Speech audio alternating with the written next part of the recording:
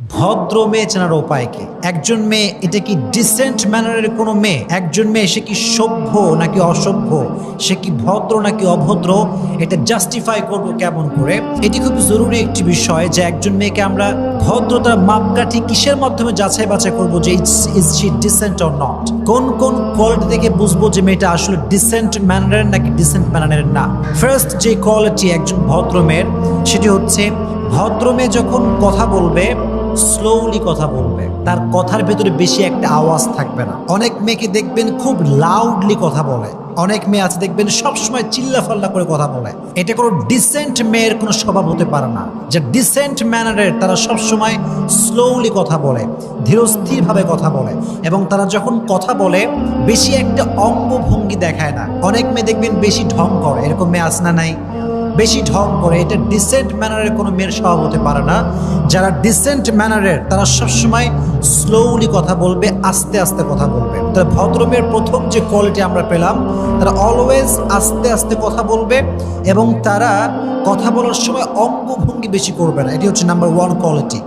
Number 2 যে quality সেটি হচ্ছে এই, ভদ্র মেয়েরা কখনো পুরুষের চোখে চোখ রেখে কথা বলতে পারবে না। মনে করেন আমি একজন মেয়ের জন্য অপরিচিত, তো সেই মেয়েটা যখন আমার সামনে আসবে, যদি সে ডিসেন্ট ম্যানারের হয়, যদি সে সভ্য মেয়ে হয়, আই কন্ট্যাক্ট করতে পারবে না। এটা ভদ্র মেয়ের একটা সুন্দর কোয়ালিটি, যে ভদ্র মেয়েরা কখনো চোখে চোখ রেখে কথা বলতে পারে না, বিশেষ করে অপরিচিতদের সঙ্গে।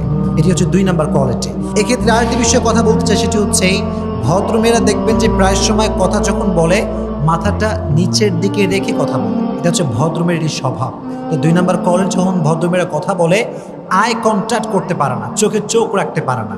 আর আপনারা বলেন তো, গায়রে মাহরাম কোনো পুরুষের চোখে চোখ রাখা এটা কি হালাল নাকি হারাম? হারাম, মাশাআল্লাহ। 2 নাম্বার।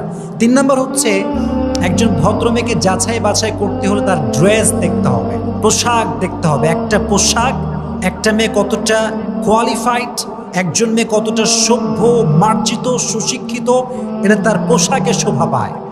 যে মেয়েটা জিন্সের প্যান্ট পরে, টি শার্ট পরে, টাইট ফিটিং, তাকে দেখলে মানুষ বোঝে সে আসলে ইসলামিক মাইন্ডের হতে পারে না। তো একজন মেয়েকে জাস্টিফাই করার একটা বড় উপায় হচ্ছে তার ড্রেস, তার পোশাক। তার পোশাক বলবে যে is she decent or not, এটা তার পোশাক বলে দেবে। এজন্য ভদ্র মেয়েরা সবসময় ঢিল ঢালা পোশাক পরে, বোরকা পরে, পর্দা এবং হিজাবকে মেনটেন করে চলে। তাহলে একজন মেয়েকে ভদ্র নাকি অভদ্র যাচাই বাছাই করার বড় একটা মাধ্যম হচ্ছে তার ড্রেস, তার পোশাক।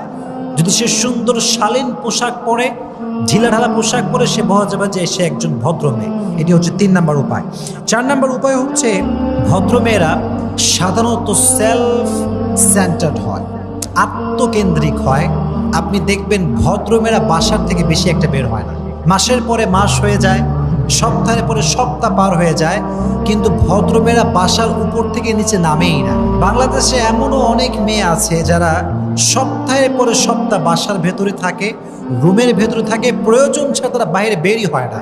অনেক মেয়ে দেখবেন যে বাসার পাশের যে এলাকা আছে ওই এলাকার নাম কি তাও সে জানে না। এতটা সভ্য, এতটা ভদ্র যে আশেপাশের এলাকার নামও সে জানে না, কখনো সে বের হয় না প্রয়োজন ছাড়া। তাহলে ভদ্রমের একটা বড় কোয়ালিটি হচ্ছে তারা সেলফ সেন্টার্ড হয়, আত্মকেন্দ্রিক হয়, তারা প্রয়োজন ছাড়া বাইরে বের হয় না। এজন্য মা বোনদেরকে বলবো, যারা সকালে একবার বাজারে যান, বিকালে একবার বাজারে যান, এই অভ্যেসটা বাদ দিয়ে দেন। এই অভ্যেসটা অনেক খারাপ একটা অভ্যেস। এই জন্য মা বোনদেরকে বলো বাসা থেকে বেশি এটা বের হবে না, কারণ বাইরে ফেতনা আছে, অনেক ফেতনা আপনি জুড়ে যেতে পারেন। তাহলে 4 নম্বর কোয়ালিটি হচ্ছে ভদ্র মেয়েরা সেলফ সেন্টার্ড হয়, তারা সবসময় বাসার ভেতরে নিজেকে গোপন করে রাখে, প্রয়োজন ছাড়া বাইরে তারা বের হতে পারে না। এটি হচ্ছে 4 নম্বর। 5 নম্বর হচ্ছে ভদ্র মেয়েরা কখনো স্টার জলসা বা জি সিরিয়াল কি আছে না এইসব টিভিতে দেখায়, ভদ্র মেয়েরা, ভদ্র ঘরের মেয়েরা এই সমস্ত সিরিয়াল দেখতে পারে, এটা দেখতে পারে না। এটা ভদ্র মেয়ের স্বভাব না, বরং ভদ্র মেয়েরা দেখবেন সবসময় বই পড়ে, তারা ফ্রি টাইমে বই পড়ে, কিংবা কোনো একটা আলোচকের লেকচার শোনে, কিংবা তার কবিতা লেখে, কবিতা পড়ে। কিন্তু ভদ্র ঘরের কোনো মেয়ে কখনো স্টার জলসা কিংবা জি টিভি, জি সিরিয়াল দেখতে পারে, এটা ভদ্র মেয়ের স্বভাব হতে পারে না। এটি হচ্ছে 5 নাম্বার। 6 নাম্বার, ভদ্র মেয়ের স্বভাব হচ্ছে কখনো সে হিংসুক হয় না। মনে রাখবেন, হিংসার প্রবণতা পুরুষদের মাঝে যেই পরিমাণ আছে তার চাইতে মেয়েদের মাঝে বেশি আছে। মেয়েরা বেশিরভাগ ক্ষেত্রে তারা হিংসা পরায়ণ হয়, প্রচুর পরিমাণে হিংসাত্মক মাইন্ড তারা বিলং করে। তবে সব মেয়ে না, কিছু কিছু মেয়ে। আর এই হাসাদ কিংবা বিদ্বেষ এতটা খারাপ, আল হাসাদ তাকুলুল হাসানাত কামা তাকুলুন নারু আল হাতাব। হিংসা মানুষের আমলকে এমনভাবে জ্বালিয়ে পুড়িয়ে ছারখার করে দেয়, যেমনভাবে আগুন কাঠকে পুড়িয়ে জ্বালিয়ে ছারখার করে দেয়। এই জন্য হিংসা বড় মারাত্মক জিনিস। কোনো ভদ্র ঘরের মেয়ে হিংসার মতো খারাপ স্বভাব বিলং করতে পারে। 6 নাম্বার। 7 নাম্বার, ভদ্র মেয়েদের বন্ধু বান্ধব বেশি হয় না। কিছু কিছু মেয়ে আছে দেখবেন 7টা 8টা 10টা পর্যন্ত বান্ধবী আছে না নাই? হায় রে, খালি আড্ডা দিয়ে বেড়ায়। একবার পার্কে যায়, একবার ওই চিড়িয়াখানায় যায়, একবার পর্দা গার্ডেন যায়, সবগুলো দল বেঁধে যায়, সেলিব্রেশন করে, বার্থডে সেলিব্রেশন করে, অমুকের ম্যারেজ ডে, অমুকের বিবাহবার্ষিকী, অমুকের জন্মদিন ধুমসে চলতেছে। এটা ভদ্র মেয়ের স্বভাব না। ভদ্র মেয়ের বন্ধু বান্ধব 10-20টা হয় না, বন্ধু হবে খুবই কম, but they are educated and they are qualified. বেশিরভাগ শিক্ষিত হয়, মানে ভদ্র মেয়েদের বান্ধবী হয় শিক্ষিত।